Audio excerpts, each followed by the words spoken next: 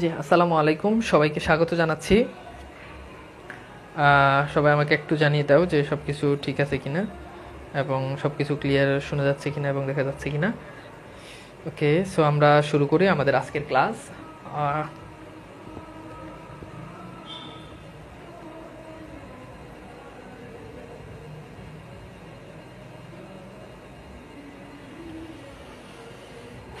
Okay, so I hope সব কিছু দেখা যাচ্ছে এবং সব কিছু ক্লিয়ার আছে।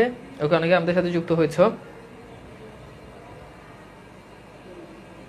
জি, আচ্ছা, তো চলো আমরা আজকে যেটা নিয়ে আলোচনা করব সেটা হচ্ছে আমাদের যে লাল সালু যে উপন্যাসটা রয়েছে, আমাদের সেই উপন্যাসটা নিয়ে আমরা আলোচনা করব। এর আগে আমরা নাটক নিয়ে ইতোমধ্যে আমরা আলোচনা করে ফেলেছি। সিরাজউদ্দৌলা যে নাটকটা রয়েছে সেই নাটকটা নিয়ে আমাদের আলোচনা হয়ে গেছে, অ্যান্ড আজকে আমরা আলোচনা করব লাল সালু উপন্যাসটা নিয়ে। ওকে, সো সব কিছু ঠিক আছে। আসসালামু আলাইকুম, ঠিক আছে, ওকে। আচ্ছা, তো চলো আমরা তাহলে শুরু করি আমাদের আজকের ক্লাস। আচ্ছা, একজন বলছে আইফোন কত? এটা তো নর্মাল আইফোন, বাট আজকে হচ্ছে 14 প্রো ম্যাক্স নিব, মানে আজকে আসতেছে অলরেডি, তোমাদের ক্লাসটা শেষ হলেই আসবে। আচ্ছা, ঠিক আছে। নাটক কি শেষ করা হয়েছে? জি, গান হচ্ছে, হ্যাঁ, পাশে খুব ভরপুর গান হচ্ছে। ভাইয়া, আপনাকে আজকে অনেক কিউট দেখাচ্ছে। বিয়ে করছেন নাকি? আসলে বিয়ে এখনো করি নাই, বিয়ে করব। বিয়ে করব শীঘ্রই, যদি আল্লাহ কপালে রাখে, তাহলে হয়তো শীঘ্রই আরও 3-4 বছরের মধ্যেই করে ফেলবো। আচ্ছা, তো চলো আমরা একটু ভরপুর আলোচনা করি আজকে। ভরপুর আলোচনা করি আমাদের আজকের এই লাল সালুর ক্লাসে। ওকে,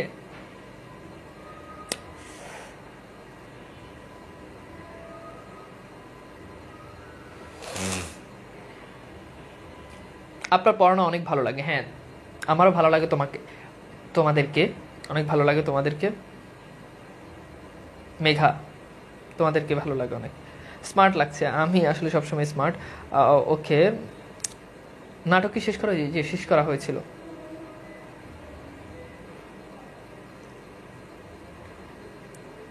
নাটকের ওই যে মেবি লাস্টে একটা স্লাইড পড়াতে পারে নাই, সংযোগ বিচ্ছিন্ন হয়ে গিয়েছিল এই জন্য। আচ্ছা, তো চলো আমরা একটু শুরু করি আমাদের আজকের ক্লাস। অ্যান্ড আজকে আমরা আলোচনা করব লাল সালু উপন্যাসটা নিয়ে। তো লাল সালু উপন্যাসটা মূলত আমাদের সবার, আমি যদি একদম তোমাদেরকে একেবারে সারসংক্ষেপ যদি বলতে যাই, তাহলে প্রথম আমাদেরকে যে বিষয়টার দিকে তাকাতে হবে সেটা হচ্ছে আমাদেরকে ফার্স্ট অফ অল আমাদের লাল সালু যে উপন্যাসটা রয়েছে, উপন্যাসের আসলে সার কথা কিংবা এই উপন্যাসের আসলে যে বিষয়বস্তু, সেই বিষয়বস্তুকে নিয়ে আমরা ফার্স্ট অফ অল একটু আলোচনায় যাব। ওকে, তো চলো তাহলে কথা না বাড়িয়ে চলে যাই আমাদের মূল আলোচনা। প্রথমত ভাইয়া, লাল সালু উপন্যাসটা আসলে কি? এই লাল সালু উপন্যাসটার মূল বিষয়বস্তুটা আসলে কি, এটা নিয়ে আলোচনা করব। আচ্ছা, তো প্রথমত হচ্ছে আমাদের লাল সালু উপন্যাসের যে মেইন যে মূল বিষয়বস্তু, সেই মূল বিষয়বস্তু হচ্ছে ধর্মের নামে ভণ্ডামি। কি বলতো, কথা বলো ভাইয়া, কি লাল সালু উপন্যাসের মূল বিষয়বস্তু কি ভাইয়া? ধর্মের নামে ভণ্ডামি। কিসের নামে ভণ্ডামি? ধর্মের নামে ভণ্ডামি। তাহলে লাল সালু উপন্যাসের মূল বিষয়বস্তু ধর্মের নামে ভণ্ডামি। কথা বলো, কি? ধর্মের নামে ভণ্ডামি। ওকে, ধর্মের নামে ভণ্ডামি, এটা হচ্ছে আমাদের লাল সালু উপন্যাসের যে মেইন থিম, মেইন যে বিষয়বস্তু সেটা। এখন ভাইয়া খুব গুরুত্বপূর্ণ কিছু কথাবার্তা বলবো, একটু ভালো করে শুনো। তাহলে ফার্স্ট অফ অল আমরা জানলাম যে লাল সালু উপন্যাসের মূল বিষয়বস্তু কি? উত্তর হচ্ছে ধর্মের নামে ভণ্ডামি। এখন এই ভণ্ডটাকে, এই যে ভণ্ড আছে, এই ভণ্ডামি যে করে, এই ভণ্ডের নাম হচ্ছে মজিদ। তার নাম কি? মজিদ। ওকে, এমন একটা চরিত্র সৈয়দ অলিউল্লাহ তিনি তৈরি করেছেন, যে চরিত্রের মধ্যে আমরা দেখতে পাই যে তিনি এই মজিদ চরিত্রটাকে এমনভাবে নিয়েছেন যে কেউ একটু খারাপ কাজ করলে সেটাকে বলো মজিদ। যেমন তোমরা সিরাজউদ্দৌলাতে দেখেছো, সিরাজের যে খালা তার নাম হচ্ছে ঘসেডি বেগম। এই ঘসেডি বেগম ইতিহাসে কিন্তু এখন আর কোনো মেয়ের নাম ঘসেডি বেগম রাখে না। এটা মানে কুটনি টাইপ যে মেয়েদেরকে কুটনামি করলে ওদেরকে বলে, যদি অধিকাংশ মেয়ের স্বভাবই হচ্ছে কুটনামি করা, তো এরকম কুটনি টাইপ বা কুটনামি করা মেয়েরা, আজকে কিন্তু শ্রমিক দিবস, তো আমাদের আজকের ক্লাসের পক্ষ থেকে সে সমস্ত মানুষদেরকে আমরা শ্রমিক দিবসের শুভেচ্ছা জানাই। যাদেরকে কোনো বেতন ছাড়াই যারা এভাবে পিছনে কথা বলে, কুটনামি করে, তাদেরকে শ্রমিক দিবসের শুভেচ্ছা। তো যাই হোক, আমরা যেখানে ছিলাম, তো ওই যে ঘসেডি বেগম, সে গুটনামি করতে, এই জন্য তার নাম রাখে না। মজিদ চরিত্রটা এমন ভাবে হাইলাইটস করেছে যে মজিদ, লাল সালু উপন্যাস পড়ার পর মজিদ মানেই দেখে সব খারাপ, সব খারাপ খারাপ খারাপ। বুঝতে পেরেছ? তো এই মজিদ আমি যখন পড়তাম তখন এক স্যারের কাছে পড়তাম, এর নাম ছিল মজিদ। তো সেইটা পড়াইতে গেলে সে মানে বারবার সে মজিদ নামটা মুখে নিতে চায় না, কারণ তার নাম মজিদ। তো এখন বিষয়টা আশা করি বুঝতে পেরেছো। তো এখন ভাইয়া চলো আমরা একটু দেখি ভাই সব টপিকের পরীক্ষাগুলো এক পোস্টে সাজাই দিলে অনেক ভালো। তো সব টপিকের পরীক্ষা এক পোস্টে সাজাই দিলে কি লাগে, কি কথাবার্তা বলো না বলো, পরীক্ষা তো কয়েকটা হয়ে গেছে, যেগুলো হয়ে গেছে ওগুলো শেষ, যারা দিছে তারা দিছে, সামনে যেগুলো হবে ওগুলো দিবা। এইবার আসো আমরা একটু দেখি যে এই মজিদ যে ছিল, এই মজিদ ভদ্রলোক নয়, আসলে অভদ্রলোক, মানে দেখতে ভদ্রলোক। আমাদের সমাজে কিছু কিছু মানুষ আছে দেখতে ভদ্রলোক কিন্তু আসলে সে অভদ্রলোক। তো এই ভদ্রলোক এক নাম্বার বৈশিষ্ট্য তার ছিল কি, সে ছিল খুবই প্রথম অত দেখা যায় যে সে ছিল ধর্মকে ব্যবহার করে, সে সবসময় মানে ধর্মের নামে সবসময় মিথ্যাচার, এটা তার চরিত্রের ভেতরে স্পষ্টভাবে প্রকাশ পেয়েছে, মিথ্যাচার। এবং 2 নাম্বার ছিল সে লোভী ছিল। কি ছিল? সে ভীষণ রকম লোভী ছিল। হ্যাঁ, এরপর আরেকটা বলা যায় সে মোটামুটি বলা চলে নারী লোভী ছিল। কি ছিল? নারী লোভী ছিল। তো নারী লোভী এটাকে আমরা গ্রাম অঞ্চলের ভাষায় সংক্ষেপে বলি আর কি লুচ্চা বেটা। এই বেটা এমন ছিল আর কি। দেখতে মাশাআল্লাহ উপর দিয়ে খুব হুজুর ছিল, পাঞ্জাবি পাগড়ি টুপি সবই পরতো, কিন্তু ভিতরে ভিতরে আসলে একটু ডট ডট ডট। ওকে, তো এই বেটা এমন ছিল। তো এরকম আমাদের সমাজে অসংখ্য মানুষ আছে। হ্যাঁ, অনেক হুজুরও আছে, সব হুজুর বালা না, অনেক হুজুরও এমন আছে যে দেখতে মাশাআল্লাহ মনে হয় যে জান্নাত থেকে উঠে আসছে। হ্যাঁ, আর সে ভাবে যত নারী দেখে সে ভাবে এটি সব জান্নাতের হুর, আর সে জান্নাত থেকে উঠে আসছে। কিছু কিছু মানুষ আছে এমন। তো এই ভদ্রলোক সে ছিল এমন আর কি, ভদ্রলোক না, ও আসলে অভদ্রলোক। তো এই বেটা এমন ছিল। তো এখন তো আমরা একটু দেখি যে এখানে খেয়াল করতে হবে আমাদেরকে কিছু বিষয় আদি। তো এই মজিদ চরিত্রের ভিতর আমরা বেশ কিছু জিনিস আমরা ঘটনা প্রবাহ আমরা দেখতে পাই। এন্ড এরপরে আমরা একটু আরো কিছু চরিত্র পেয়ে থাকি। যেমন সেই চরিত্রগুলোর ভিতর আমরা গ্রামের মোড়ল যে তার নাম পেয়ে থাকি, তার নাম হচ্ছে খালেক ব্যাপারী। এই খালেক ব্যাপারী ভদ্রলোক সে কি এই গ্রামের মোড়ল ছিল। তো খালেক ব্যাপারী এই ভদ্রলোক তিনি গ্রামের মোড়ল ছিল বা গ্রামের প্রধান ব্যক্তি ছিল। খালেক ব্যাপারী গ্রামের প্রধান ব্যক্তি ছিল। এবং খালেক ব্যাপারীর যে ওয়াইফ যে ছিল, খালেক ব্যাপারীর ওয়াইফের নাম, তার নাম ছিল আমেনা। ওকে, তো এই আমেনা ছিল তার প্রথম স্ত্রী। পরবর্তীতে সে আরেকটা স্ত্রী হয়, তার নাম হচ্ছে তানু বিবি। তাহলে খালেক ব্যাপারীর 2 স্ত্রী, তার নাম কি? তার নাম হচ্ছে তানু বিবি। ওকে, তো এই উপন্যাসে আমরা এরা মূলত একটা পরিবার, একজনের 2টা বউ। হ্যাঁ, তো তখন আসলে এগুলো খুব, এবং আমাদের মজিদেরও কিন্তু 2টা বউ ছিল। মজিদের 2 স্ত্রী, তার নাম প্রথম স্ত্রীর নাম হচ্ছে কি? রহিমা। ওকে, আর দ্বিতীয় স্ত্রীর নাম, তার নাম হচ্ছে জমিলা। ওকে, তো তখন আসলে এগুলো খুব নর্মাল ছিল যে একজনের 2টা স্ত্রী, এগুলো খুব নর্মাল, একজন 2টা স্ত্রী মেয়েরা, এবং এটা খুব সুন্দরভাবে মেনে নিত। যদিও এখনকার আসলে মেয়েরা এগুলো মেনে নিতে চায় না, বাট আসলে নিজের বড় মনের পরিচয় দেওয়ার জন্য মেয়েদের উচিত যে স্বামীকে আরো একটা বিয়ে করিয়ে দেওয়া। এটা কিন্তু ভালো জিনিস, স্বামীকে আরো একটা বিয়ে করিয়ে দেওয়া। বাংলাদেশে যেই হারে মেয়ের সংখ্যা বেশি, একজন পুরুষ চাইলেই 3টা 4টা বিয়ে করতেই পারে। এটা আসলে সিচুয়েশন এমন বলে, মেয়ে তো ভরপুর মেয়ে, সেই তুলনায় ছেলে কম না। এই জন্য একটা ছেলের বাগে মেয়ে অন্তত কমপক্ষে 2টো করে একটা সিস্টেম করে দেওয়া দরকার। তো এখন এই মজিদ তার 2টা স্ত্রী ছিল, খালেক ব্যাপারী তার 2টা স্ত্রী, এগুলো বহু আগের কথা। তোমরা এখন ছেলেরা যারা আছো তারা আবার হতাশায় ভুগো না যে আগে কেন জন্মগ্রহণ করলাম না, আগে কেন হইলাম না, তাহলে তো 2টা বিয়ে করতে পারতাম। এবং তোমরা খোঁজ নিয়ে দেখবো তোমাদের দাদা যারা আছে, দাদার বাপ, এরা কিন্তু মোটামুটি সবাই 2-3 বিয়ে করা। কথাই বুঝতে পারতেছো? তো ঘটনাটা হচ্ছে এমন আর কি। তো আমাদের মজিদ ভদ্রলোক, তারা 2টা স্ত্রী ছিল। এবং আগে এটা ছিল, একটা সময় ছিল রাজাদের আমলে।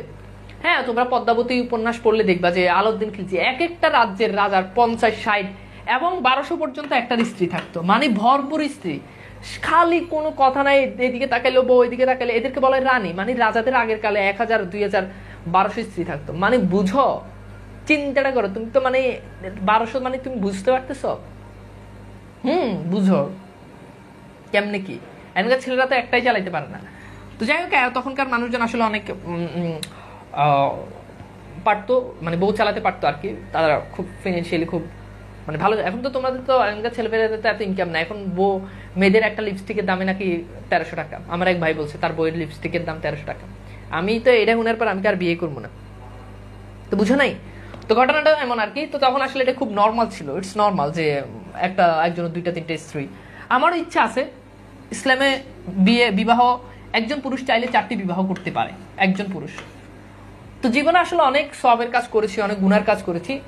ইচ্ছা আছে যদি বেঁচে থাকি তাহলে এই 4টা ইনশাল্লাহ পূরণ করবো। অর্থাৎ ইসলাম বলেছে যে তুমি 4টা বিয়ে করতে পারবা, 4টা বিয়ে করব, 4 জন নারীর দায়িত্ব নিব। ওকে, 4 জন নারীর দায়িত্ব নিলে, নামাজ রোজা পড়লে আমার মন বলে যে আমি অটোমেটিক জান্নাতে চলে যাব। বুঝো নাই? 4 জন নারীর দায়িত্ব নেওয়া, 4 জন। বুঝতে পারতেছো কি হবে আমার? সরি, আমি আসলে ক্লাসের আমি আবার অন্য জগতে হারিয়ে গেছি। আমরা ক্লাসে আসি, তো যেখানে ছিলাম, সরি তোমরা আবার মানে 4 জন হইতেই পারে। তো এখন খেয়াল করে দেখো, তো এখন এই হচ্ছে আমাদের মোটামুটি বিষয়াদি। এখানে অনেকগুলো চরিত্র পাই, এর ভিতরে আমরা আরেকটা হাসুনির মা একটা চরিত্র পাই, নাম হচ্ছে তার হাসুনির মা। তো হাসুনির মার দিকে এই মজিদ একটু দুষ্ট অ্যাঙ্গেল থেকে তাকাতো আর কি, একটু মানে চশমা ফাঁক করে তাকাইতো আর কি, বললাম আর কি, হয়তো চশমা পড়তো না, মানে ডিফারেন্ট ওয়েতে সে তাকাতো, নর্মাল ছিল না আর কি। তো এখন ভাই খেয়াল করে দেখো, তো হাসুনির মা ভদ্রলোক মহিলা, সে একটা বিধবা মহিলা ছিল। কি ছিল বলো? বিধবা মহিলা বা স্বামী পরিত্যক্তা। তো এই আমিনার কাছে ধান বানার জন্য মাঝে মধ্যে আসতো এই হাসুনির মা এলে মজিদ এখানে উঠানে বসে কাজ করতেছে। এখন মজিদের দৃষ্টি প্রায় সময় ডট এদিকে চলে যায়, হাসুনির মা কাজ করতেছে, করতেছে, কিন্তু মজিদ একটু ডিফারেন্ট অ্যাঙ্গেল থেকে তার দিকে তাকায় আর কি। তো এটা বুঝতে পারতে যে হাসুনির মা মূলত ছিল কার? এই মজিদের ক্রাশ। ওকে, ক্রাশ ছিল। ওকে, তো এখানে অনেকগুলো কাহিনী আছে, আমরা সেগুলো আস্তে আস্তে বলবো। তো আমরা চলে যাই আমাদের উপন্যাসের যে মূল বিষয়াদি, সেখানে চলে যাই। আমরা প্রথম দিকে দেখতে পাই যে একজন সরকারি কর্মকর্তা, প্রথমত হচ্ছে নোয়াখালী অঞ্চল যেটা আছে, আমাদের এই নোয়াখালী অঞ্চল। তো আমাদের এই নোয়াখালী অঞ্চলের মানুষজন যারা ছিল, এই নোয়াখালী অঞ্চলটা, এটা দেখবা একেবারে ম্যাপে দেখবা যে মানচিত্রের এই একেবারে মানে বঙ্গোপসাগরের একেবারে পাশে মানচিত্রে। তা একটু নিচু অঞ্চল হওয়ার কারণে যখন বৃষ্টি হয়, বন্যা হলে, বর্ষাকালে, তখন এইভাবে পানি উঠে যায়, ভরপুর পানি উঠে যায়। তখন এই অঞ্চলের মানুষজন তারা জীবিকার সন্ধানে তারা ময়মনসিংহ অঞ্চল বা গারো পাহাড় অঞ্চল, যেটা একটু উঁচু অঞ্চলের দিকে তারা শিফট করে। তাদের উদ্দেশ্য হচ্ছে জীবিকা। তাদের উদ্দেশ্য কি বলো? তাদের উদ্দেশ্য হচ্ছে জীবিকার সন্ধানে। এই জীবিকার সন্ধানে তারা কি করে? তারা ইয়েতে চলে যায়, মানে উঁচু অঞ্চলে চলে যায়। আমাদের যে মজিদ, এর বাড়িও নোয়াখালী অঞ্চলের দিকে ছিল। তো নোয়াখালী অঞ্চলের দিকে ছিল, তো নোয়াখালী অঞ্চলের মানুষজন একটু বেশি ধার্মিক হয়, মানে একটু ধার্মিক হয় তুলনামূলক অন্যান্য জায়গাতে। তুমি দেখবা যে একটু বেশি ধার্মিক হয় নোয়াখালীর মানুষজন। নোয়াখালীর নারী যারা আছে, নোয়াখালীর মানে তোমার হচ্ছে নোয়াখালীর মেয়েরা দেখবে একটু তুলনামূলক অন্যান্য মেয়েদের মতো, আমি তো সব জায়গাতে ক্লাস নিই, একটু শালীন হয় বা মোটামুটি ভদ্র পোশাক পরে। মাঝে মধ্যে তো অন্যান্য জেলাতে তোমার ক্লাস নিতে গেলে, যেমন ঢাকার কথা বাদে দিলাম, ঢাকা ছাড়াও আরো আদার্স কয়েকটা ডিস্ট্রিক্টে ক্লাস নিতে গেলে মেয়েরা এমনভাবে মানে পোশাক টোশাক এমনভাবে পরে, মানে মনে হচ্ছে যে পড়ছে, না পারতে পড়ছে, এমন একটা আর কি। তো নোয়াখালী অঞ্চলের মানুষজন এরা মূলত ভালো হয় এবং নোয়াখালীর মেয়েরাও ভালো হয়, ঠিক আছে। আমি তো নিজেই নোয়াখালীর ছেলে, নোয়াখালীর ছেলেদের মানে কথা না বললেই নয়, মানে বাংলাদেশের 63 জেলার মেয়েরা একটা জেলার ছেলেই খুঁজে, সেটা হচ্ছে নোয়াখালী। মানে অনেক ডিমান্ড নোয়াখালীর ছেলেদের, বুঝতে পারতেছো? ভরপুর ডিমান্ড এদের। তো এখন 63 জেলার মেয়েরা এক জেলার ছেলে খুঁজে, তুমি বুঝো না? তো আমাদের মজিদের বাড়ি কিন্তু নোয়াখালী ছিল, তাই বলে তোমরা সবাইকে আবার মজিদ মনে করে না, আমরা যেখানে ছিলাম। তো এখন এই মজিদ তার বাড়ি কিন্তু এদিকে নোয়াখালীর অঞ্চলে ছিল। তো বন্যার পানি হয়ে যাওয়াতে সে একবার একটা এরকম গারো পাহাড়ের দিকে একটা বনে চলে গেছে, একটা জঙ্গল বলা যায় বা বন। এখানে এই জঙ্গলে একবার একজন সরকারি কর্মকর্তা এসেছেন, একজন সরকারি কর্মকর্তা। তিনি এসেছেন পাখি শিকারে। কিসের জন্য এসেছেন? পাখি শিকারে। এই পাখি শিকার করতে এসে তিনি দেখলেন যে জঙ্গলের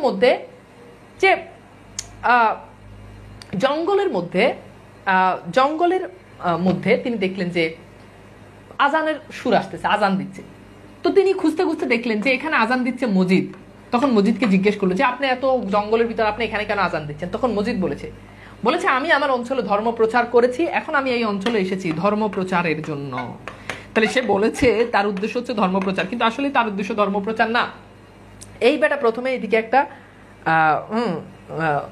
এদিকে একটা মিথ্যা কথা বলছে যে সে ধর্ম প্রচার করার জন্য আসছে, কিন্তু আসলে এসেছে সে মূলত জীবিকার সন্ধানে। কিসের সন্ধানে বলতো? জীবিকার সন্ধানে সে এই উঁচু অঞ্চলটাতে চলে। তখন সরকারি কর্মকর্তা শুনে খুব খুশি হয়েছে যে আল্লাহ, সাত চাইতে দেখি সাত ফেরেস্তা একেবারে ধর্ম প্রচার করার জন্য এত দূর চলে এসেছে। তো এটা শুনে তার কাছে খুব ভালো লাগলো এবং তার কৌতূহল জন্ম নিল। তখন তার সাথে পরিচয় হওয়ার এক সময় ওই সরকারি কর্মকর্তাকে বললো, সরকারি কর্মকর্তা তাকে বললো যে মোহাম্মদনগর গ্রামের নাম কি? মোহাম্মদনগর গ্রাম। এই মোহাম্মদনগর গ্রামে আমার পূর্বপুরুষদের কিছু প্রাচীন কবর আছে, এই প্রাচীন কবরগুলো দেখার জন্য আমি এসেছি। তখন মজিদ একটা সন্ধান পেল যে মোহাম্মদনগর গ্রামে প্রাচীন কবর আছে। এবার মজিদ চলে গেল মোহাম্মদনগর গ্রামে, গিয়ে এই প্রাচীন কবর যেগুলো, এই প্রাচীন কবরটা মানুষদেরকে দেখায়, যে কোনো একটা প্রাচীন কবর দেখিয়ে বললো যে আপনারা সবাই মুনাফিক কাফের, আপনারা এখানে একজন পীরের কবর ছিল, আপনারা এই কবরটাকে এভাবে অপরিচ্ছন্ন রেখেছেন। পীরের নাম কি? পীরের নাম হচ্ছে মুদাসসির পীর। মুদাসসির পীরের নাম কি? মুদাসসির পীর। এই মুদাসসির পীরের কবর আপনারা এইভাবে আপনারা সবাই মুনাফিক কাফের। তখন গ্রামের মানুষজন পীরের নাম শুনলেই তো তখন অজু গোসল করে ফেলাইতো, তো বলছে যে মুদাসসির পীরের কবর, তাহলে আচ্ছা ঠিক আছে মুদাসসির পীরের কবর। এবার একজন কি করলো, সবাই মিলে এই কবরটাকে পরিষ্কার পরিচ্ছন্ন করলো। এই কবর উপর তখন ওই যে একটা লাল রঙের একটা কাপড় করে দিল, এটাকে বলে শালু, সেখান থেকে হয়েছে লাল শালু। এবার এখানে মোটামুটি একটা মাজার প্রতিষ্ঠা হয়ে গেল, মুদাসসির পীরের মাজার। আর এই মাজারের খাদেম যে, তার নাম হচ্ছে মজিদ। খাদেমের নাম কি বলো? মজিদ। এইবার তোমরা একটু খেয়াল করে দেখো, আমরা এখন এখানে একটু মজিদ যে চরিত্রটা রয়েছে, আমরা এই মজিদ চরিত্রটা একটু বিশ্লেষণ করি। মজিদ চরিত্র বিশ্লেষণ। মজিদ চরিত্রের ভিতরে আমরা দেখতে পাই উপন্যাসের মূল চরিত্রের নাম হচ্ছে মজিদ। শীর্ণ দেহ ছিল, শীর্ণ দেহ, এটা খুব ইম্পর্টেন্ট। শীর্ণ দেহ এটা খুব ইম্পর্টেন্ট। কিভাবে? শীর্ণ দেহ মানে হচ্ছে চিকন। মজিদ দেখতে খুব চিকন চাকন ছিল আর কি। মুদাসসির পীরের মাজার প্রতিষ্ঠা করার মোহাম্মদনগর গ্রামে সে মাজার প্রতিষ্ঠা করে, এবং তার চরিত্রের ভিতরে আমরা দেখতে পাই কুসংস্কার, সততা, প্রতারণা ও অন্ধবিশ্বাসের প্রতীক হচ্ছে সে। মাথাব্বর খালেক ব্যাপারীর সাথে স্বার্থের গাছছড়া বেঁধে তাহের কাদের বাবাকে সে পাগল বানিয়ে নিখোঁজ করে। আক্কাসের স্কুল প্রতিষ্ঠা করতে সে উদ্যোগটা নষ্ট করে। আক্কাস একটা সমাজ সচেতন চরিত্র, সে এখানে স্কুল প্রতিষ্ঠা করতে চায় কিন্তু তার স্কুল প্রতিষ্ঠাটা নষ্ট করেছে। এবং তার প্রথম স্ত্রী রহিমা, দ্বিতীয় স্ত্রী জমিলা। সে নিঃসঙ্গ, ভণ্ড, ধর্ম ব্যবসায়ী, স্বার্থপর ও পোশাক প্রবৃত্তি। এইবার চলো আমরা একটু দেখি এই প্রশ্নটা সলভ করি যে নোয়াখালী অঞ্চলের মানুষজন দেশ ত্যাগ করে কেন? ধর্ম প্রচারের জন্য, ধর্ম ব্যবসা করতে, জীবিকার সন্ধানে, মানব কল্যাণে। প্রশ্ন সলভ করো।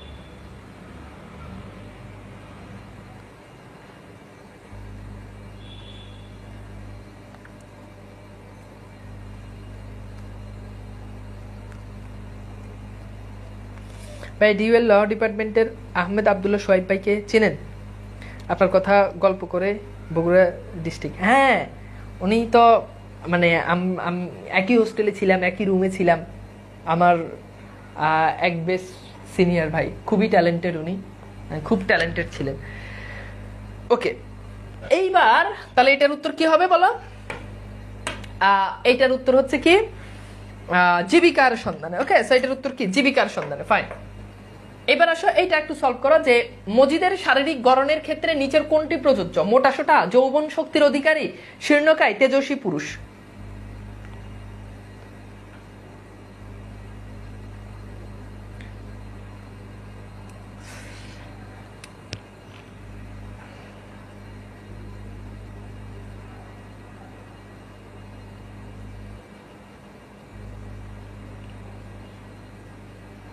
Okay fine. এইবার গুড, তাহলে এটা কি হবে? শীর্ণকায়। আচ্ছা, তাহলে মোটামুটি আমাদের এইবার এতটুকু পর্যন্ত ক্লিয়ার। এইবার আসো আমরা একটু এর পরের প্রসঙ্গে যাই। এর পরের প্রসঙ্গে আমরা দেখতে পাই যে আমাদের মাজার মোটামুটি প্রতিষ্ঠা হয়ে গেছে। এখন এখানে একটা চরিত্র যার নাম হচ্ছে খালেক ব্যাপারী। এই খালেক ব্যাপারী সে ছিল গ্রামের মোড়ল। খালেক ব্যাপারী কে ছিল? গ্রামের মোড়ল। এই খালেক ব্যাপারী সে গ্রামের মোড়ল, গ্রামে যত সালিশ দরবার সবকিছু সে করত। এখন মুদাসসির পীর না, মজিদ এই খালেক ব্যাপারীর সাথে যুক্ত হয়েছে, এবং খালেক ব্যাপারীর সাথে যুক্ত হয়ে মজিদ এবার কি করছে? এই খালেক ব্যাপারীর সাথে যুক্ত হয়ে গ্রামের যত সালিশ দরবার সবকিছু মজিদ আস্তে আস্তে করা শুরু করেছে। এবার এই খালেক ব্যাপারী গ্রামে তার একটা পাওয়ার আছে, এই পাওয়ারটা আস্তে আস্তে মজিদের কাছেও যেতে থাকে, কারণ খালেক ব্যাপারীর সাথে সাথে সবসময় কে থাকে? মজিদ থাকে। এবং মজিদ আর খালেক ব্যাপারীর ভিতরে একটা ভালো আন্ডারস্ট্যান্ডিং কি হয়? একটা আন্ডারস্ট্যান্ডিং তৈরি হয়। এখন এই যে মাজার প্রতিষ্ঠা করলে, এই মাজারে মানুষজন মনে করো কারো গাছে ডাব ধরছে, সে একটা ডাব এখানে এনে দেয়, কারো বাচ্চা হয়েছে, বাচ্চার জন্য এখানে এসে টাকা মানত করে, এভাবে ভরপুর এখানে টাকা আসতে থাকে। এই যে টাকা, খাবার দাবার যা কিছু আছে সবকিছুর মালিক এখন কে? আমাদের এই মজিদ। তাহলে মজিদের আমরা দেখতে পাই মজিদের টাকা হয়ে গেল, আমরা দেখতে পাই খালেক ব্যাপারীর সাথে সাথে তার একটা পাওয়ার হয়ে গেল, গ্রামে মানুষজন তাকে গণ্যমান্য করা শুরু করলো। এখন একটা মানুষের যদি টাকা থাকে, একটা মানুষের যদি ক্ষমতা থাকে, শক্তি থাকে, পাওয়ার থাকে, তাহলে তার দরকার কি? তার কি দরকার কথা বলো? তার দরকার এখন একটা একান্ত ব্যক্তিগত ললনা। কি দরকার? একান্ত ব্যক্তিগত ললনা। এই মজিদ সে চিন্তা করলে এবার আমার একজন একান্ত ব্যক্তিগত ললনা দরকার। আর সেই ললনা তখন ঠিক হলো একই গ্রামের মেয়ে রহিমা। এই রহিমার সাথে তার সাথে হয়ে গেল শাদি মোবারক। বিয়ে হয়ে গেল কার সাথে? কার কথা বলো? বিয়ে হয়ে গেল আমাদের মজিদ বনাম রহিমা। কিন্তু খেলাটা এখানেই শেষ না, খেলা মাত্র শুরু। ঘটনাটা কি? ঘটনাটা হচ্ছে বিয়ের পরে মজিদ আর রহিমার চরিত্র সম্পূর্ণ বিপরীত। এই মজিদ চরিত্র দেখা যায় সে ছিল খুবই চিকন, কিন্তু মাশাআল্লাহ রহিমা খুবই শক্তিশালী ছিল। কি ছিল কথা বলো? শক্তিশালী। এখন প্রশ্ন হলো ভাইয়া আপনি কেমনে তার শক্তি দেখছেন? আমি দেখি নাই, কিন্তু উপন্যাসে বলা হয়েছে যে সে যখন হাঁটে তখন উঠানের মাটি ধপ ধপ ধপ ধপ ধপ ধপ করে। তার মানে বুঝতে পারতেছ বিশাল বড় শরীরের অধিকারী। আমার প্রশ্ন হচ্ছে চিকন জামাই মোটা বউ, হোয়াট এ কম্বিনেশন! জামাই চিকন, বউ হচ্ছে মোটা, শক্তিশালী, কিন্তু হওয়া উচিত ছিল জামাই শক্তিশালী। আচ্ছা সে প্রসঙ্গে আমরা না যাই। এরপরে যে ঘটনাটা হলো সেটা হচ্ছে এই মজিদ সে ছিল ভণ্ড, কিন্তু রহিমা সে ছিল ভীষণ ধার্মিক এবং মাজারকে সে সবসময় ভয় পেত। কিন্তু একই মাজারকে কেন্দ্র করে মজিদ ব্যবসা করা শুরু করেছে। বুঝতে পেরেছ? একজন বলেছে মজিদ হলো আপনার মতো। ওর কইছে মজিদ হয়তো আমার মতো চিকন হতে পারে, কিন্তু তাই বলে তো মানে মজিদ তো আমার মতো ক্যারেক্টার হইব এমন তো না। খুদ এই কথা কাউ কেন? হয়তো সে আমার মতো একটু চিকন হইতে পারে আর কি। তাই বলে আমার ক্যারেক্টার, আমার চরিত্র, তানবীর ভাইয়ের চরিত্র ফুলের মতো পবিত্র। খাতায় লিখে নাও, তানবীর ভাইয়ের চরিত্র ফুলের মতো পবিত্র। আগে এটা খাতায় লিখো, পরে তুমি লাল শালু পড়ো, নাহলে তোমার এটি না লিখলে নাহলে তোমার জীবনে কিছু হইব না। আগে খাতায় এটি লেখো যে তানবীর ভাইয়ের চরিত্র ফুলের মতো পবিত্র, লিখো 10 বার পড়ো। এটা হচ্ছে ওকে। নাফিজা নাজনীন বলেছে স্যার আপনার বউ মোটা হবে। কি যে বলো না, আমি চিকন মানুষ, মোটা বৌদি কি করবো? আচ্ছা যাও, তোমরা শুধু শুধু ক্লাসে এবং দুষ্টু দুষ্টু কথা বলে কেন যে তোমরা আমাকে রোমান্টিক করে ফেলো আমি না বুঝি না। পরে দেখা গেছে আমি লজ্জা পাবো, হ্যাঁ আমি বেশি রোমান্টিক হয়ে গেলে পরে দেখা গেছে আমি পড়াইতে পারবো না, তখন লাল সালে তোমাদেরকে কে পড়াবে? দুষ্ট পড়াবে। তো যাই হোক, আসো আমরা আবার পয়েন্টে চলে যাই, আমাদের যেখানে ছিলাম। তো রহিমা মোটামুটি তার চরিত্রের ভিতর আমরা দেখতে পাই সে যথেষ্ট স্বামী ভক্ত ছিল, স্বামী ভক্ত ছিল, মানে এক পুরুষে আসক্ত। কিন্তু অপরদিকে আমাদের এই মজিদ সে ছিল 12 নারীতে আসক্ত। কত নারীতে আসক্ত? 12 নারীতে আসক্ত। এখন প্রশ্ন যে ভাইয়া আপনি কেমনে, আপনি কি 12টা নারী গুনছেন? না, মানে তার যত চাই তত, মানে যারা দেখে তারই পছন্দ।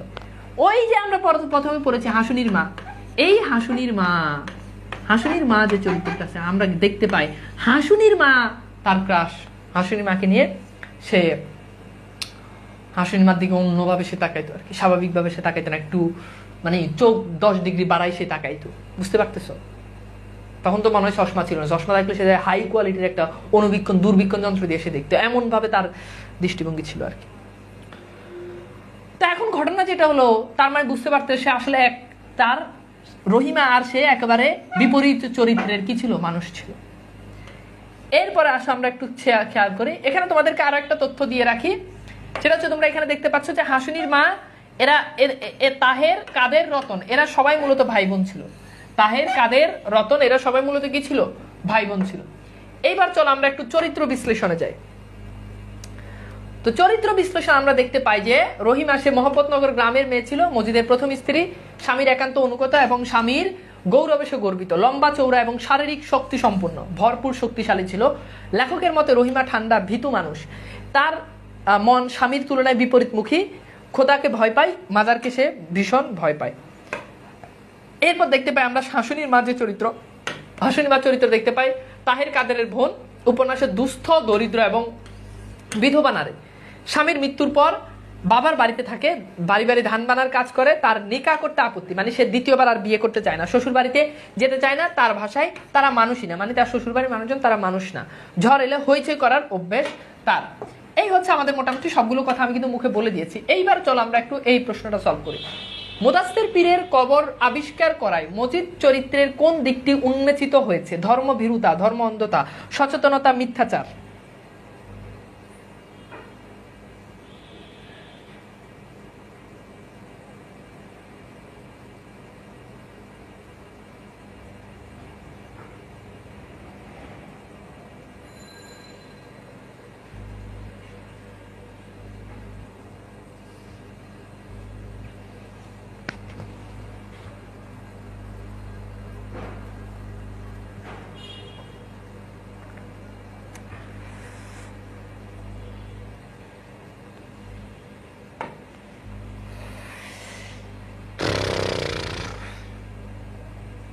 কি হবে? গুড। এটা হচ্ছে কি? মিথ্যাচার। সে মিথ্যা বলে ভুংবাং বুঝে।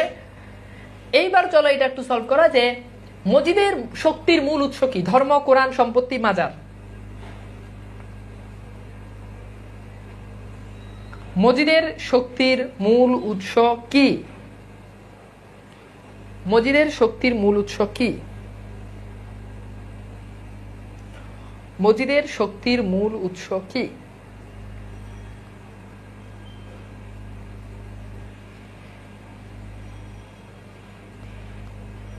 গুড। এটা কি? এটার উত্তর মাজার। আচ্ছা, এইবার এইটা সলভ করো যে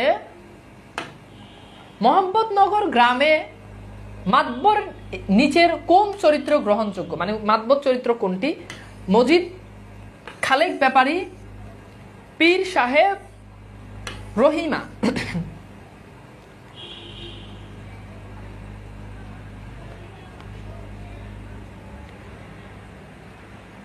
সলভ করো এটা।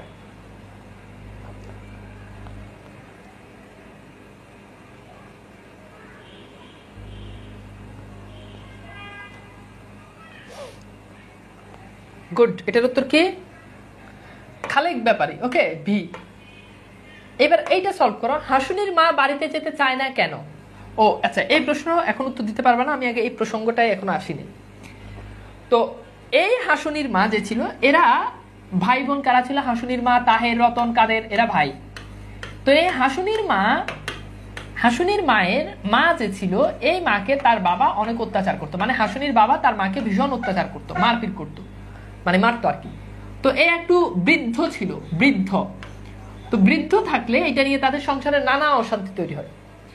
এখন এই যে বৃদ্ধ লোকটা, মানে হাসুনির মার বাবা, সে যে তার মাকে যে মারে, এটার জন্য হাসুনির মা ওই যে রহিমা ছিল মজিদের প্রথম স্ত্রী, রহিমাকে একবার সে নালিশ করলো। নালিশ করলো বলতে বলছে যে আপনি একটু মজিদকে বললেন যাতে তিনি এই বিচারটা যাতে করে, মানে তার বাপের যন্ত্রণায় থাকতে পারে না। এজন্য হাসুনির মা সে বাড়ি যেতে চায় না, কারণ তার বাবার এই অশান্তির কারণে। তো এখন এরপরে যে ঘটনাটা হলো সেটা হচ্ছে যে এরা যেটা করলো সেটা হচ্ছে কি, এরা এই রহিমা এবার মজিদকে বলল। এখন মজিদ শুনে তো সে তো খুব রেগে গেল, যে কি রাখবেই স্বাভাবিক, কারণ হাসুনির মা ছিল কি তার, হাসুনির মাকে তো সব মনে মনে তলে তলে সে পছন্দ করত। এখন এই হাসুনির মা যদি তার হাসুনির মার অশান্তি সে কি সহ্য করতে পারবে? মজিদ এবার গরম হয়ে গেল। মনে করো তুমি যারা ক্রাশ পাবো, তুমি যাকে পছন্দ করো, সে যদি তোমাকে যদি বলে ভাইয়া আমাকে কি এই কাজটা করে দিতে পারবেন, তখন তুমি তো দুনিয়ার সবটা ঢাইলা দিয়ে এই কাজটা করবে, তাই না? স্বাভাবিক না বিষয়টা? তোমার যদি বলে যে ভাইয়া আমি না গাড়ি পাচ্ছি না, তখন তুমি মানবতার ফেরিওয়ালা হয়ে তুমি তাকে বলবা আরে গাড়ি পাচ্ছি না তাতে কি হয়েছে, আপনি আমার বাইকে চলুন, যদি বাইক থাকে। হ্যাঁ, মানবতার ফেরি। আবার যদি সে যদি গাড়ি না পাচ্ছে, তখন তুমি রিক্সা ডেকে দিবা, এবং তুমি তোমার নিজের পকেটের টাকা রিক্সাওয়ালা তুমি দিয়েও দিবে, স্বাভাবিক। এখন মজিদ শুনে, মজিদ তো মাথা হয়ে গেছে গরম। মজিদ এবার এই বুড়া লোকটার মানে হাসুনিমার বাপরে ডাক দিয়ে বলছে যে আপনি এই কাজ করবেন না, করলে খুব খারাপ হবে যদি ফ্যামিলিতে এরকম অশান্তি করেন। এইবার এই যে বুড়া লোকটা এই বাড়িতে গিয়ে হের বোরা আরেক তরফে দিছে পিটানি, যে আমার ঘর আমি খাওয়াই, আমি পড়াই, আমি মারমু কাটমু, এটা আমি বুঝবো, কিন্তু এটা বাহিরের মানুষের কাছে কেন খবর যায়? এই জন্য সে কি করছে, ভীষণ রকম এটা নিয়ে রিয়েক্ট করছে। পরবর্তী সে গিয়ে তার বোরা আবার গিয়ে পিটাইছে, বুঝছো? এইবার তাহলে এইটা সলভ করো যে হাসুনির মা বাড়ি যেতে চান না কেন? স্বামীর ভয়ে, বাবার ভয়ে, মায়ের ভয়ে, ভাইদের ভয়ে।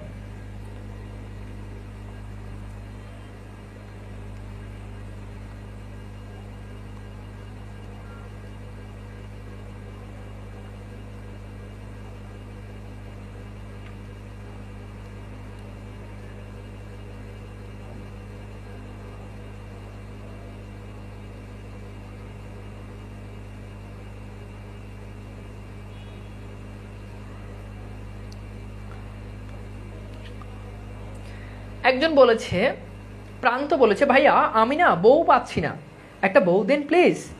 তোর আব্বারে গিয়া কও যে তোর বউ দেনার লাগিয়া, তুই ক্লাসের মধ্যে কি লিখে গেছিস তোর বউ দিতে? আমি কি বউয়ের ব্যবসা করি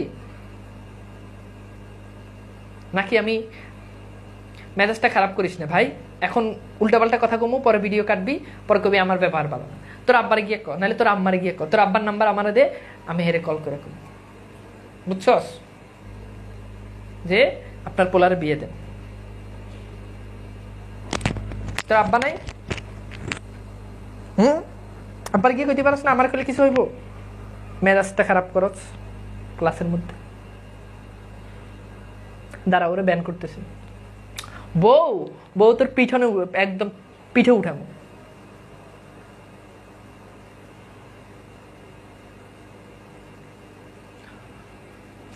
এইবার চলো, তাহলে এটা কি হবে বলো তো?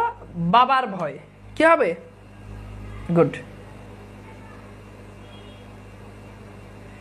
আচ্ছা, এটা কি হবে? বাবার ভয়। এইবার চলো আমরা একটু এখানে বেশ কিছু ঘটনা প্রবাহগুলো আমি মুখে বোর্ডে তোমাদেরকে লিখে দিচ্ছি, এই ঘটনা প্রবাহগুলো তোমরা পড়লে আরো তোমাদের জন্য সহজ হয়ে যাবে। ঘটনা প্রবাহের মধ্যে আমরা দেখতে পাই, ঘটনা প্রবাহের মধ্যে আমরা দেখতে পাই কি দেখতে পাই?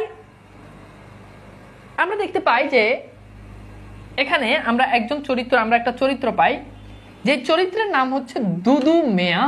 কি মিয়া বলতো? ঠিক আছে, ওকে। তাহলে কি নাম তার? Dot dot dot. এই নাম, এই ভদ্রলোক, এখানে আমরা দেখতে পাই যে এই দুদু মিয়া যে ছিল, এ অনেক সন্তানের বাবা ছিল, ঠিক আছে। তো মজিদ একবার সালিশে বসছে আর তাকে খুব অপমান করছে। তার অনেকগুলো সন্তান ছিল, বলছে কলমা জানো মিয়া? কলমা, কলমা জানো? বুঝছো? কলমা জানো মিয়া? এরপর বলছে কি? এরপর বলছে খতনা করাইছে তোমারে। খতনা, খতনা মানে কি? একজন অলরেডি প্রশ্ন করছে। নুসরাত জাহান বলছে খতনা কি? খতনা কি? তো এখন নুসরাত খতনা মানে হচ্ছে কি বলে এটাকে ইংরেজিতে? আমি তো ইংরেজি জানি না, মানে কাটাকাটি। তো বলছে যে এই দুটো জিনিস তাকে ইয়ে করছে, যে কলমা জানো, খতনা করাইছে তো মানে। এই প্রশ্ন শুনে সে মানে ভেবা চাকা খাইয়ে গেছে। বিভিন্ন প্রসঙ্গে মজিদের যে আচরণ সেটা আমরা দেখতে পাই যে এখানে ফুটে উঠেছে। আমরা একটু এক নজরে আমরা একটু দুদু মিয়া চরিত্রটা বিশ্লেষণ করি, যেন আমরা আরো ভালো বুঝতে পারবো। তো দুদু মিয়া চরিত্রের ভিতরে আমরা দেখতে পাই যে সে 7 ছেলের ভাব ছিল। হায় আল্লাহ, বুঝো 7টা ছেলে। কয় ছেলে ভাব ছিল বলো? 7 ছেলে। তখনকার সময় 7 ছেলে, 10 ছেলে মেয়ে, 12 ছেলে মেয়ে, 14 ছেলে মেয়ে, 15 ছেলে মেয়ে, ইটস নর্মাল। এখনকার সময় তো এগুলো অ্যাবনর্মাল। তখনকার মেয়েরা মানে মহিলারা, বউয়েরা বাচ্চা কাচ্চা নিতে খুব কমফোর্ট। এবং আগে দেখো, আগে তো, এখন তো কত রকম, কত জন্ম নিয়ন্ত্রণ, এই সেই কত কিছু, তাই না? তখন তো এত কিছু ছিল না। এখন মানুষজন আস্তে আস্তে আপডেট হয়েছে। এখন তো এমন একটা সিচুয়েশন হয়েছে যে বলে যে স্লোগান আছে, 2টি সন্তানের বেশি নয়, 1টি নিলে ভালো হয়, কদিন পর কবে না নিলে আরো ভালো হয়, মানে নেওয়ারই দরকার নেই। তো এখন এই যে এই লোক ছিল তার, এবং তার আধ পাকা মাথা ছিল। মজিদের প্রশ্নের তার মুখে ছিল লজ্জার হাসি, মানে কলমা জানো এটা বলছে। এরপর বলছে যে থতমত খেয়ে হাসি বন্ধ করে দে, মানে মজিদের প্রশ্নে দিয়েতে। তারপর হচ্ছে গাধার মতো পিঠে গাড়ে সমান তার উক্তি, আমি গরিব মূর্খ মানুষ। এই পরীক্ষাতে প্রশ্ন আসবে যে আমি গরিব মূর্খ মানুষ, এটা ঠিক আছে, ওকে। আচ্ছা, সঞ্জিত সরকার বলেছে ভাই আপনি কয়টা নিবেন? কি আমি কয়টা নিব মানে কোনটা? আমি কয়টা নিব? ও আমি ক্লাস, হ্যাঁ তোমাদের মোট 30টা ক্লাস নিব আমি, বুঝছো? আমি মোট তোমাদের 30টা ক্লাস নেব। সঞ্জিত বুঝতে পেরেছ? ওকে, মেজাজ খারাপ করি না, বুঝছো? এমনিতেই ভালো আছি, ভালো থাকতে দাও। তো যাই হোক, এইবার আসো আমরা একটু প্রশ্নে চলে যাই। তো এইবার মজিদের, সে ছিল মোহাম্মদনগরের পীর, এদিকে পাশের গ্রাম আওয়ালপুর। এই যে আউয়ালপুর ছিল, এই আউয়ালপুরের একটা পীরের উত্থান হয়েছে যাকে সবাই বলা আউয়ালপুরের পীর। তো এই আউয়ালপুরের পীরকে নিয়ে আমাদের উপন্যাসে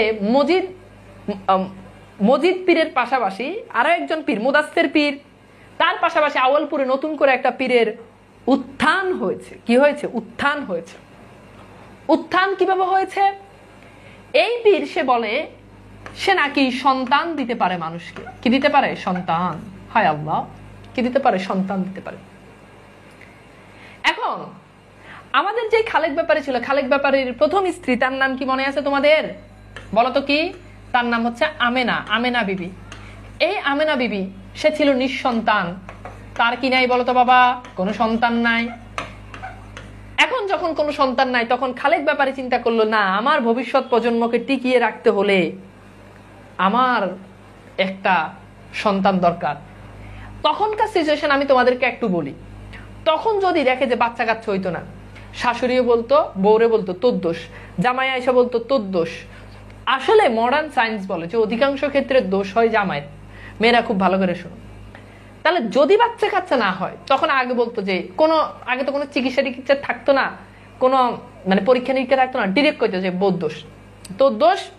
শাশুড়ি কইতো তোর দোষ, আমার পোলার কোনো দোষ নেই। তুমি কেমনে জানো তোমার পোলার দোষ না নাকি?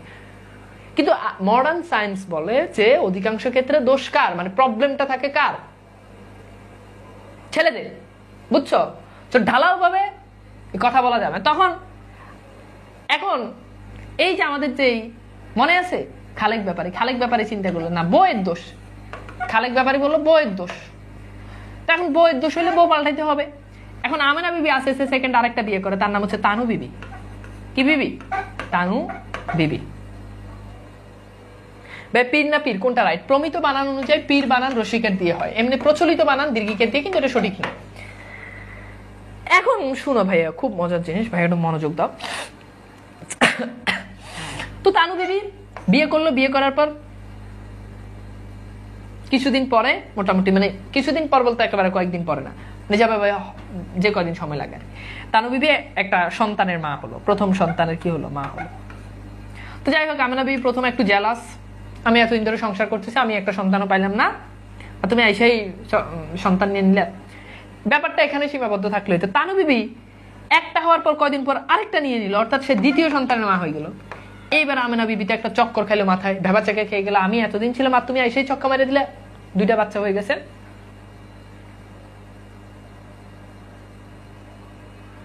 বুঝছো? তখন এই যে আমেনা বিবি ছিল, এবার আমেনা বিবি চিন্তা করলো, খালেক ব্যাপারীকে বললে যে ওগো শুনছো? কি শুনছো? এই আউয়ালপুরের পীর সে নাকি পানি পড়া দিলে নাকি পানি পড়া খেলে নাকি বাচ্চা হয়েছে। মানে আউয়ালপুরের পীর সে নাকি বাচ্চা দিতে পারে। আউয়ালপুরের পীর, একজন পীর সাহেব, সে বাচ্চা দেয়। আগে এগুলো খুব প্রচলিত ছিল, বাচ্চা না হইলে বাবার কাছে চলে যায়, ল্যাংটা বাবা, অমুক বাবা, তমুক বাবা, তালা বাবা। তো তখন এরকম পীর কেন্দ্রিক ছিল, পীর, আউয়ালপুরের পীর বাচ্চা দিতে পারে। মানুষ এত অন্ধবিশ্বাস করে যে বাচ্চা পীর সাহেব বাচ্চা দিতে পারে, আউয়ালপুরের পীর বাচ্চা দিবে। হ্যাঁ, আউয়ালপুরের পীর বাচ্চা দিতে পারে, এটাতে কোনো ডাউট নাই, ঘটনা সত্য। কিন্তু উপন্যাসে বর্ণিত যে সিস্টেম পানি পড়ার মাধ্যমে, এটা অসম্ভব। আউয়ালপুরের পীর বাচ্চা দিতে পারে, এটাতে কোনো ডাউট নাই, পারবে, বাট সিস্টেম যেটা উপন্যাসে বলা হয়েছে পানি পড়া, এটা ঠিক না। পানি পড়ার মাধ্যমে কখনো বাচ্চা হয় না। প্রত্যেকটা জিনিসের একটা সিস্টেম আছে। তো যাই হোক, আমরা সেই প্রসঙ্গে না যাই। তো এখন খালেক ব্যাপারী চিন্তা করলো যে আমি যদি এখন যদি আউয়ালপুরের পীরের কাছে যদি পানি পড়ার জন্য যদি পাঠাইলে ঘটনাটা কি হবে? মসজিদ যদি জানে, তাহলে মসজিদ তো আমার উপর খেপে যাবে যে আমি থাকতে আপনি আবার আরেকটা পীরের কাছে পানি পড়ার জন্য পাঠাইছেন। তখন খালেক ব্যাপারী, এই যে তানু বিবি আছে, এই তানু বিবির ভাইয়ের নাম হচ্ছে ধলা মিয়া। তানু বিবির ভাইয়ের নাম কি? ধলা মিয়া। এই ধলা মিয়াকে বললো যে আচ্ছা একটা কাজ করো, তুমি গিয়ে পানি পড়া নিয়ে আসো। ঠিক আছে? তো বললো যে তুমি গিয়ে পানি পড়া নিয়ে আসো, আমি গেলে তো সমস্যা, তুমি গিয়ে চুপি চুপি পানি পড়া নিয়ে আসো। তানু বিবির ভাইকে পাঠাইছে। তানু বিবির ভাই লোক একটু ভীতু ছিল। সন্ধ্যার সময় এই ভদ্রলোক সে যাইতে খুবই ভয় পাইছে। ভয় পেয়ে এই বেটা চলে আসছে মসজিদের কাছে। মসজিদের কাছে আয়সা কয়, আমাকে দুলাভাই বলছে পানি পড়ার জন্য, এক কাজ করেন, আপনি আমার পানি পড়া দিয়ে দেন, আমি বাড়িতে গিয়া চালাই দিমু, যে আমি বলবো যে আউয়ালপুরের পিঠ দিছে, পানি পড়া তো পানি পড়াই। মজিদ এই কথা শুনে মজিদ খুব খেপে গেল যে আমি থাকতে আপনি আবার আরেকজন ইয়ে করছেন। এইবার এরপরের প্রসঙ্গটা আমরা একটু এরপরে আসতেছি। এইবার চলো আমরা একটু আমিনা বিবি চরিত্রটা একটু বিশ্লেষণ করি। যে খালেক ব্যাপারীর প্রথম পক্ষের বিবি 13 বছর বয়সে বিয়ে হয়, বর্তমান বয়স 30, মানে 30 বছর পর্যন্ত তার সাথে সংসার ছিল। সতীন তানু বিবি আউয়ালপুরের পানি পড়া আনতে খালেক ব্যাপারীকে সে বলে। এইবার চলো এটা একটু প্রশ্ন সলভ করো যে দুধু মিয়া মুখে লজ্জার হাসি আসে কেন? 7 সন্তানের জনক বলে, কালমা জানে না বলে, ধর্ম বাণী শুনে না বলে, ধর্ম কর্ম জানে না বলে।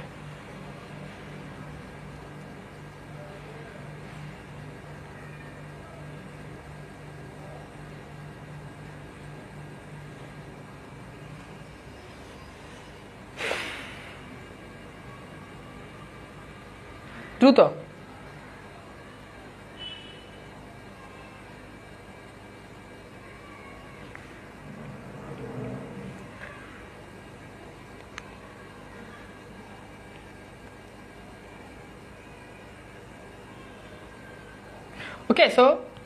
ওকে সো কলমা জানে না তাই।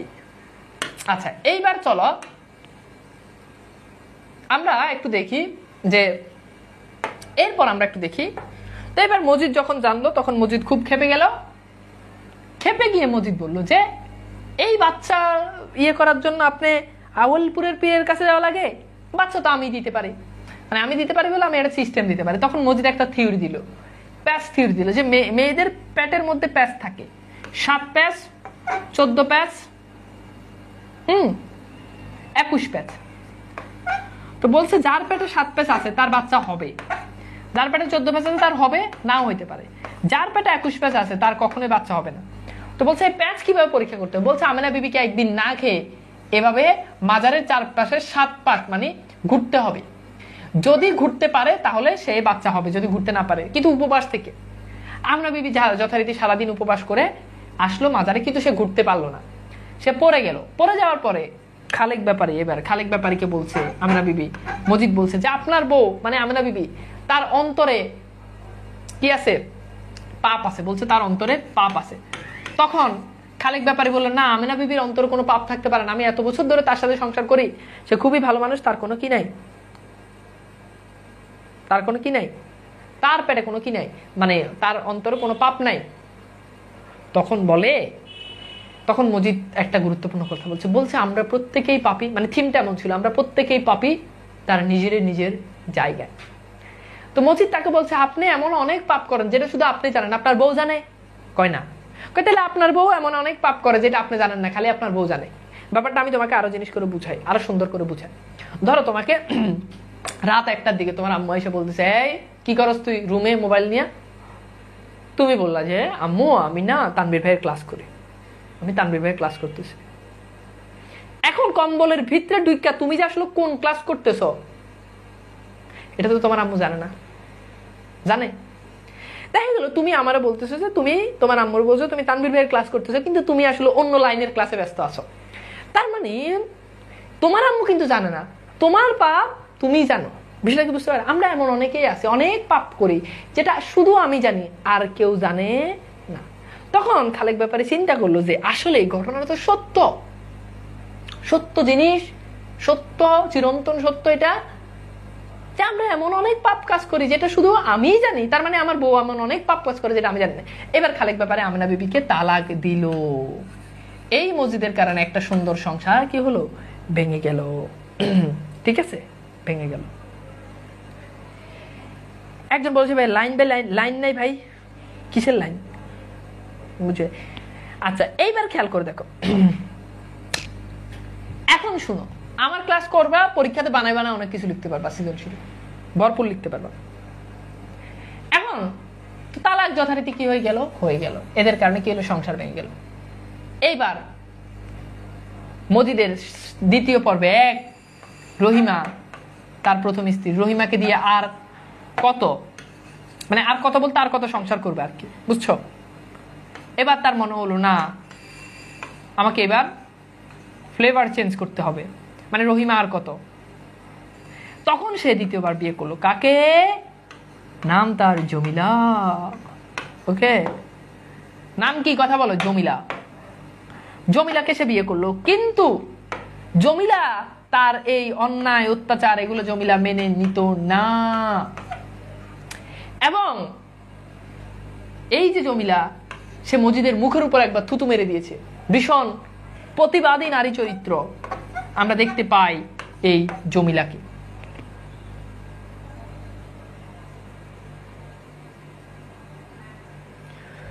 তো এইবার জমিলা যে ছিল, খুব ভালো করে শুনো, জমিলা, এই জমিলা সে তার যেই ইয়ে ছিল আর কি, মানে জমিলা প্রথম দিকে সে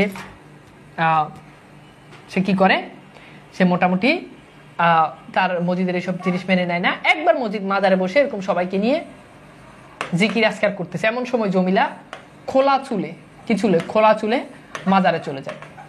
তখন গ্রামের মানুষজন দেখে আস্তে আস্তে বুঝতে শুরু করে যে মজিদ আসলে ভণ্ড। তার বই যদি এমন হয়, খোলা চুলে মাজারে চলে আসে, যে ঘরের ভিতরেই এখন ইসলাম প্রতিষ্ঠা করতে পারে না, সে কিভাবে? তখন একটা সময় দেখা যায় উপন্যাসের শেষের দিকে প্রচন্ড ঝড় আসে এবং ঝড়ে সবকিছু লন্ডভন্ড করে দেওয়ার মতো অবস্থা।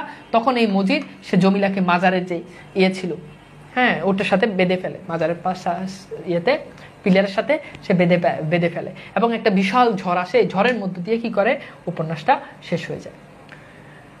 উপন্যাসের ঘটনা সংক্ষেপ আমরা একটু দেখে প্রশ্ন সলভ করি যে ধলা মিয়া কার ভাই?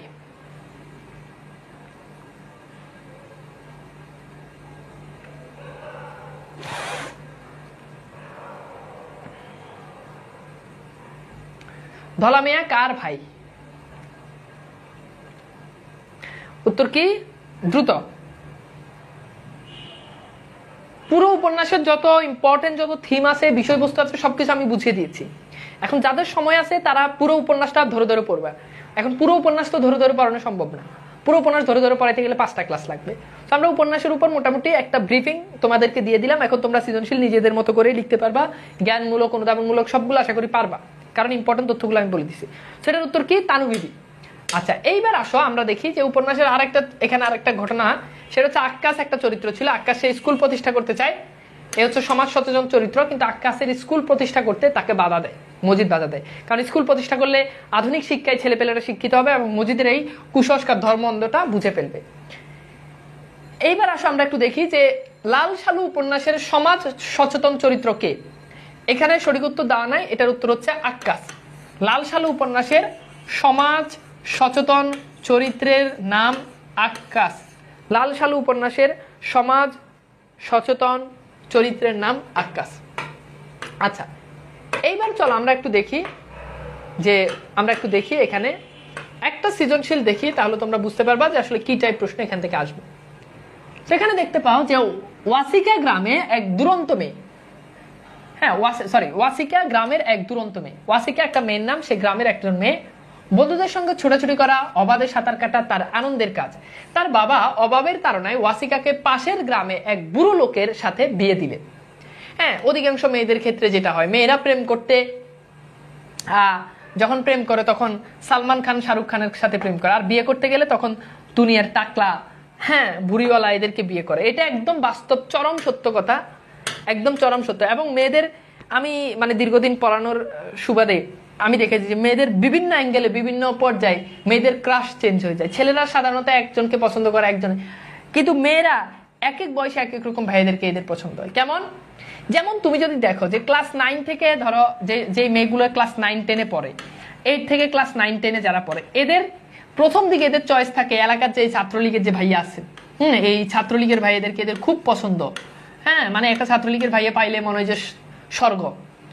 কোনোভাবে যদি ইন্টার উঠে যায়, এই ইন্টার থেকে ভার্সিটিতে মানে অ্যাডমিশন টাইম পর্যন্ত এদের টার্গেট এবার ক্রাশ চেঞ্জ হয়ে যায়। চেঞ্জ হয় মেয়েদের, তখন তাদের পছন্দ হচ্ছে যে কোচিংয়ের যে ভাইয়া থাকে, এই কোচিংয়ের ভাইয়াদেরকে তারা খুব পছন্দ করে। বুঝতে পারতেছ? তো এই ভাইয়াদেরকে তাদের ভীষণ রকম পছন্দ। মানে তখন তাদের কাছে একমাত্র পৃথিবীতে একমাত্র নায়ক কোচিংয়ের ভাইয়া এই পিরিয়ডটাতে। তো যখন অনার্সে যখন ভর্তি হয়ে যায়, অনার্স একদম তোমার ফার্স্ট ইয়ার থেকে একদম 4th ইয়ার পর্যন্ত মানে ফাইনাল ইয়ার পর্যন্ত, তখন এদের টার্গেট থাকে কোনোভাবে যদি একটা বিসিএস ক্যাডার কোপালে জোটে, কোনোভাবে যদি একটা বিসিএস ক্যাডার যদি লাগিয়া যায়, টার্গেট থাকে খালি বিসিএস ক্যাডার। তো বিভিন্ন অ্যাঙ্গেলে বিভিন্ন সময় এদের আসলে পছন্দের মানুষ চেঞ্জ হয়ে যায়, বুঝতে পেরেছ? রং পাল্টায়। এইবার আমরা যেখানে ছিলাম, যে পয়েন্টটা নিয়েছিলাম, তো দেখতে পেলাম যে এবার দেখো লোকটি গ্রামের মাতাব্বর, তাহলে ওই বয়স্ক লোকটি সেই ছিল গ্রামের মাতাব্বর, তাকে সবাই এলাকার একাব্বর মুন্সি বলে ডাকে। মুন্সির কথা গ্রামের সবাই মানলেও চঞ্চল ও স্বাধীন চেতা ওয়াসিকা তার কথা মানে না। এই যে এখানে ওয়াসিকা চরিত্রটি বলতো কার চরিত্রের প্রতিনিধিত্ব করছে? বলো, ওয়াসিকা চরিত্র কার চরিত্রের প্রতিনিধিত্ব করছে? আর আমাদের যে একাব্বর মুন্সি, এই একাব্বর মুন্সি কার চরিত্রের প্রতিনিধিত্ব করছে বলো তো? বলো দেখি, পারো কিনা?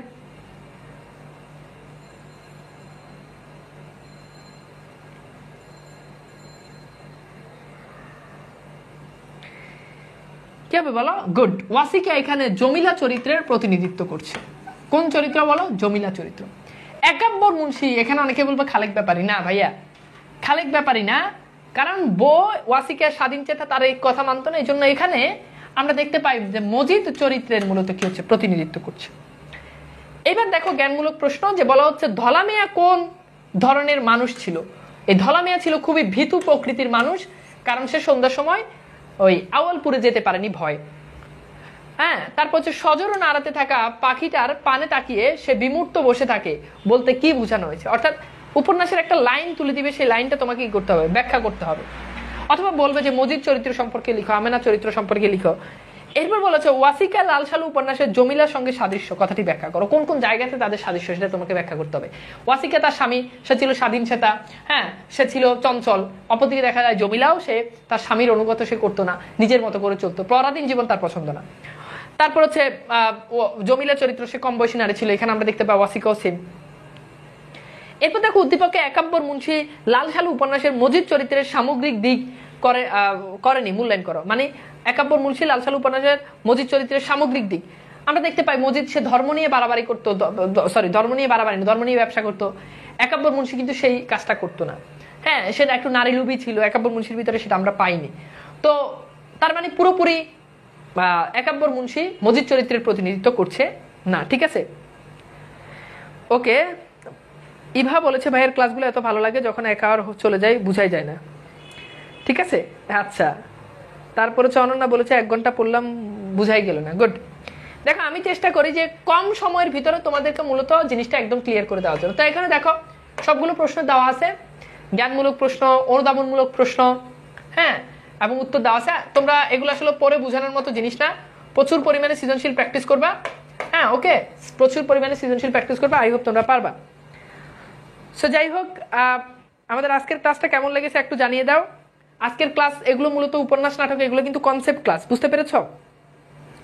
এগুলো কিন্তু কনসেপ্ট ক্লাস, এন্ড এই ক্লাসগুলো করলে তোমার কাছে সহজ মনে হবে, সুন্দর মনে হবে, বিনোদন মনে হবে। কিন্তু যাই বলো, আলটিমেট না পড়লে কিছুই হবে না। মানে না পড়লে ভাইয়া মোট কয়টা ক্লাস নেবেন? 25টা ক্লাস পর্যন্ত 23 ব্যাচের স্টুডেন্টরা করবা। তারপর 23 ব্যাচের শর্ট সিলেবাস শেষ, 24 ব্যাচের বাকি যে বড় সিলেবাস যেটা আছে সেটা হয়তো আমরা ইয়েতে করবো। যদিও বলা হচ্ছে যে 24 ব্যাচ শর্ট সিলেবাস হবে, এটা আসলে এখনো কনফার্ম না। শর্ট সিলেবাসে যদি 24 ব্যাচ হয় তাহলে আমাদের হয়তো 25-26টা ক্লাস হবে, সেটা জানিয়ে দেবো। তোমাদের পুরো সিলেবাস শেষ করে দিবে ইনশাল্লাহ। এবার ক্লাস 50টা লাগুক, 20টা লাগুক, 30টা লাগুক। ওকে স্যার, সবাই ভালো থাকবা, সুন্দর সুস্থ থাকবা, নিয়মিত পড়াশোনা করো, অ্যান্ড ভালো থাকবা। আমার জন্য দোয়া করো। আজকের মতো এখানে বিদায় নিচ্ছি। আল্লাহ হাফেজ।